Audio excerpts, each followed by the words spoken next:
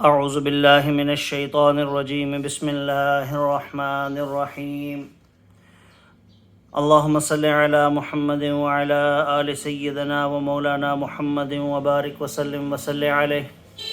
अस्सलामु अलैकुम व्यूअर्स, कैसे हैं आप सब लोग? खैरियत से हैं? लास्ट वीडियो में हमने डिस्कस किया था एक क्वेश्चन। ये मैं क्वेश्चन भी आपके सामने आपको स्क्रीन पे दिखा रहा हूँ। ये क्वेश्चन हमने डिटेल से डिस्कस किया था और इसकी सारी बातें मैंने आपको बता दी थी। उम्मीद है कि ये क्वेश्चन अब आपके सामने होगा।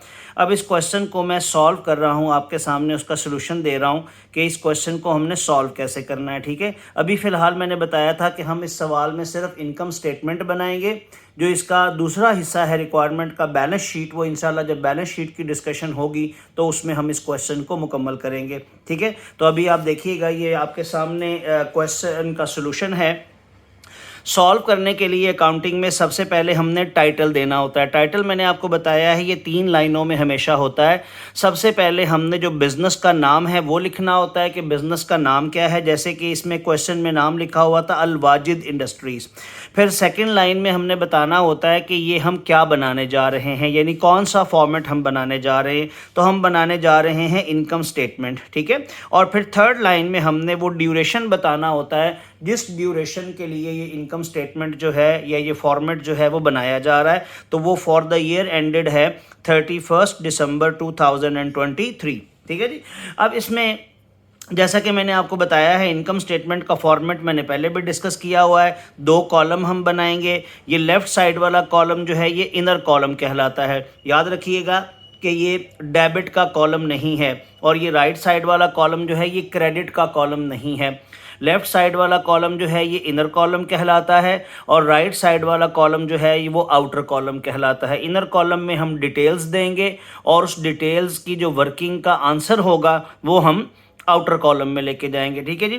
तो अभी शुरू करते हैं इस क्वेश्चन में। सबसे पहले आप देखें कि हमारे पास क्वेश्चन में, अब आप क्वेश्चन अपने सामने रखिएगा बिकॉज वो फिगर्स मैंने ऑलरेडी मेंशन की हुई हैं, तो वो बार बार क्वेश्चन को सामने लेके आना जो है वो पॉसिबल नहीं है। तो आप क्वेश्चन को अपने सामने जो है वो रखिएगा।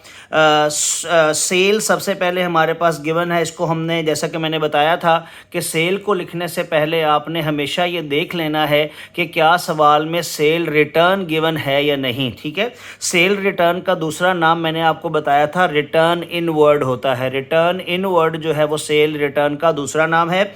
तो सेल को अगर तो सेल रिटर्न क्वेश्चन में गिवन हो तो आपने सेल को पहले इनर कॉलम में लिखना है और उसमें से सेल रिटर्न को करना है माइनस। जैसे सेल की अमाउंट है 15,40,000, इसमें से हमने सेल रिटर्न 40,000 को माइनस किया तो रिमेनिंग जो नेट सेल का आंसर है वो आप देखिए मैंने ये आउटर कॉलम में लिखा है। ठीक है ना जी। अगर मिसाल के तौर पे सेल रिटर्न ना होती तो फिर ये जो 15,40,000 है ये फिगर हम इनर कॉलम में लिखने की बजाय यहाँ पर आउटर कॉलम में प्लेस कर देते। ठीक है ना जी। तो इस बात का ख्याल करना है, सेल को लिखने से पहले देख लेना है कि सेल रिटर्न क्वेश्चन में गिवन है या नहीं। तो सेल रिटर्न अगर नहीं है तो फिर सेल की अमाउंट डायरेक्ट आउटर कॉलम में चली जाएगी, और अगर सेल रिटर्न है तो फिर पहले सेल को इनर कॉलम में लिखेंगे, सेल रिटर्न माइनस करेंगे और रिमेनिंग जो अमाउंट नेट सेल की रह जाएगी वो हम आउटर कॉलम में लेके जाएंगे। इसके बाद हमने इस नेट सेल में से माइनस करना है कॉस्ट ऑफ गुड सोल्ड को। तो कॉस्ट ऑफ गुड सोल्ड जैसा कि मैंने आपको बताया था, अब ये सिंगल फिगर में नहीं है, अब ये जो है वो मल्टीपल फिगर्स हैं, तो अब उससे हमें कैलकुलेट करना पड़ेगा। इसके लिए हमारे पैटर्न के मुताबिक सबसे पहले आप देखें कि हमने लिखा है ओपनिंग स्टॉक, ये इनर कॉलम में लिखा जाएगा। ठीक है ना, चूंकि अब ये कॉस्ट ऑफ गुड सोल्ड की डिटेल है, फर्स्ट स्टेप है। ठीक है, तो cost of good sold calculate करने के लिए ओपनिंग स्टॉक को मैंने इनर कॉलम में लिखा 70,000। अब इसमें मैंने ऐड करनी है परचेजेस, लेकिन मैंने देखा कि सवाल में परचेज रिटर्न भी दी हुई है और उसके अलावा कैरेज इनवर्ड भी दिया हुआ है। तो अगर मिसाल के तौर पे ये परचेज रिटर्न और कैरेज इनवर्ड दोनों ना दिए हुए होते तो ये 5,50,000 जो है ये मैं डायरेक्ट और ये 70,000 के नीचे मेंशन करता। लेकिन अब चूंकि परचेज में फर्दर वर्किंग आ गई है तो लिहाजा मैं इसको ये ओपनिंग स्टॉक के नीचे लिखने की बजाय मैं इसको फर्दर पर्टिकुलर्स वाले कॉलम में, इनर कॉलम में, मजीद इनर कॉलम में ले आऊँगा और फिर उसमें जो वर्किंग है परचेज की वैल्यू है 5,50,000, इसमें से परचेज परचेज रिटर्न माइनस हो जाएगा 25,000 और इसमें ऐड हो जाएगा कैरेज इनवर्ड 35,000। अच्छा, इसमें याद रखिएगा कि एक स्टेप को करने के बाद टोटल आंसर देने की ज़रूरत नहीं होती है कि पहले 550,000 में 25,000 को ऐड करके आंसर दिया जाए, फिर 25,000 को माइनस करने के बाद आंसर दिया जाए और फिर 35,000 को बाद में ऐड किया जाए। ऐसा दो स्टेप में करने की ज़रूरत नहीं है। एक ही स्टेप में परचेज लिखेंगे, उसमें से परचेज रिटर्न को माइनस करेंगे और कैरेज इनवर्ड को हम ऐड कर देंगे। ठीक है जी। और इस तरह से हमारे पास जो फिगर है ये परचेज की नेट आ जाएगी 5,60,000। ये जो परचेज की फिगर है इसे हम ऐड करेंगे ओपनिंग स्टॉक में, और इसमें भी वही बात है कि यहाँ पे ऐड करके टोटल दिखाने की ज़रूरत नहीं है। बस ये हमें पता है कि ये जो परचेज की नेट फिगर आई है 5,60,000, इसको मैंने ऊपर लिखे हुए ओपनिंग स्टॉक 70,000 में ऐड करना है।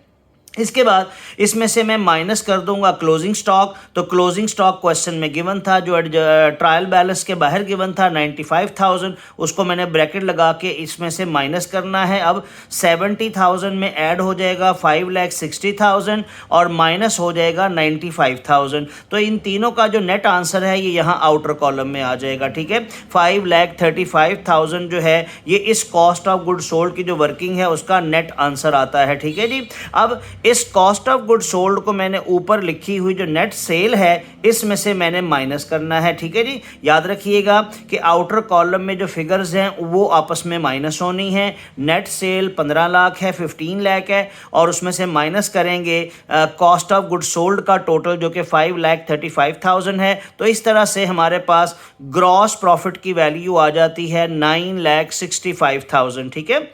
अब ये पहला स्टेप हमारा मुकम्मल हुआ इनकम स्टेटमेंट का। इसके बाद हमने इसमें से ऑपरेटिंग एक्सपेंस को माइनस करना है। तो सवाल में मैंने बहुत सारे ऑपरेटिंग एक्सपेंस को मैंने पॉइंट आउट किया हुआ था। इसमें सबसे पहले कैरेज आउटवर्ड है 25,000, फिर इंश्योरेंस एक्सपेंस है 35,000, यूटिलिटी बिल्स पेड है 75,000, सैलरी एक्सपेंस है 45,000, रेंट एक्सपेंस है 47,000, एडवर्टीजमेंट एक्सपेंसेस हैं 22,000, ट्रैवलिंग एक्सपेंस है 29,000। अब ये सारे एक्सपेंसेस को लिखने के बाद हम इन तमाम एक्सपेंसेस को क्या करेंगे, ऐड करेंगे और इनका टोटल जो है वो आउटर कॉलम में लिख देंगे। तो इनका टोटल आता है 2,78,000। ये जो 2,78,000 है इसको मैंने ऊपर ग्रॉस प्रॉफिट में से माइनस करना है, लिहाजा इसके अगेंस्ट में ब्रैकेट लगाऊंगा। तो 2,78,000 को जब हम 9,65,000 में से माइनस करेंगे तो हमारे पास आंसर आ जाएगा 6,87,000। इस आंसर को हम कहते हैं ऑपरेटिंग प्रॉफिट। ठीक है जी। ये ऑपरेटिंग प्रॉफिट हमारा सेकंड जो है ना स्टेप वो मुकम्मल हो गया। अब इसमें मैंने बताया था इनकम स्टेटमेंट के फॉर्मेट में कि ऑपरेटिंग प्रॉफिट में आगे दो चीज़ें जो है ना वो दो चीज़ों को एडजस्ट करना है। अदर इनकम्स को ऐड करना है और नॉन ऑपरेटिंग एक्सपेंसेस को माइनस करना है। ठीक है। तो इसमें अदर इनकम्स तो हैं सवाल में, लेकिन जो नॉन ऑपरेटिंग का एक्सपेंस हैं वो क्वेश्चन में गिवन नहीं है। तो अगर कोई चीज़ क्वेश्चन में गिवन ना हो तो उसके लिए उनको यहाँ आंसर में मेंशन करने की ज़रूरत नहीं है। ठीक है ना। तो यहाँ पर मैंने सिर्फ इसमें ऐड कर दी हैं अदर इनकम्स, जो कि दो हैं हमारे सवाल के अंदर। कमीशन रिसीव्ड है 54,000 और डिस्काउंट रिसीव्ड है 16,000। ठीक है। तो ये मैंने अदर इनकम के लिए अदर इनकम में ऐड करने के लिए पहले इनको इनर कॉलम में लिखा है और फिर इन दोनों का टोटल जो है वो मैंने आउटर कॉलम में लिख दिया है 54,000 प्लस 16,000। टोटल मिला के ये हो गया 70,000। ठीक है। अब ये जो इनकम है याद रखना है कि ये प्रॉफिट में से माइनस नहीं होनी, इसने प्रॉफिट में क्या होना है, ऐड होना है। इनकम्स हमेशा प्रॉफिट में ऐड होती हैं और अखराजात यानी एक्सपेंस जो हैं वो प्रॉफिट में से माइनस होते हैं। तो ये 70,000 को हम 6,87,000 में ऐड कर देंगे 70,000 को, और इस तरह से हमारे पास नेट प्रॉफिट की वैल्यू आ जाएगी 7,57,000। ठीक है। और इसको हम क्या कहेंगे, नेट प्रॉफिट।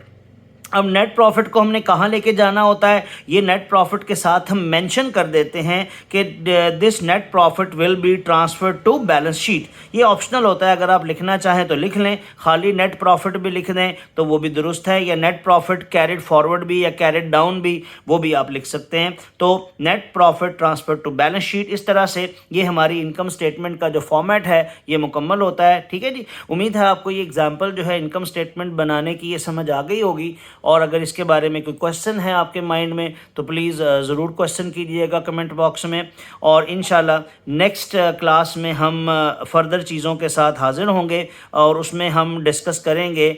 अभी मैंने आपके साथ डिस्कस की हैं इनकम स्टेटमेंट जो कि मर्चेंडाइज़र की होती है, जो गुड्स बेचते हैं। इसके अलावा मैंने डिस्कस किया था आपसे कि सर्विसेज प्रोवाइडर जो होते हैं ना, उनकी भी इनकम स्टेटमेंट बनती है। तो नेक्स्ट क्लास में या नेक्स्ट वीडियो में इंशाल्लाह ताला हम ये डिस्कस करेंगे कि जो सर्विस प्रोवाइडर होता है उसकी इनकम स्टेटमेंट जो है वो मर्चेंडाइज़र की इनकम स्टेटमेंट से कैसे डिफरेंट होती है, या किन किन स्टेप में डिफरेंट होती है और किन किन स्टेप्स में सेम होती है। ठीक है, इंशाल्लाह ये नेक्स्ट वीडियो में डिस्कस करेंगे। Thank you very much. Video पसंद आए तो इसको लाइक भी कीजिएगा और दोस्तों के साथ शेयर भी कीजिएगा। Thank you very much. अल्लाह हाफ़िज़।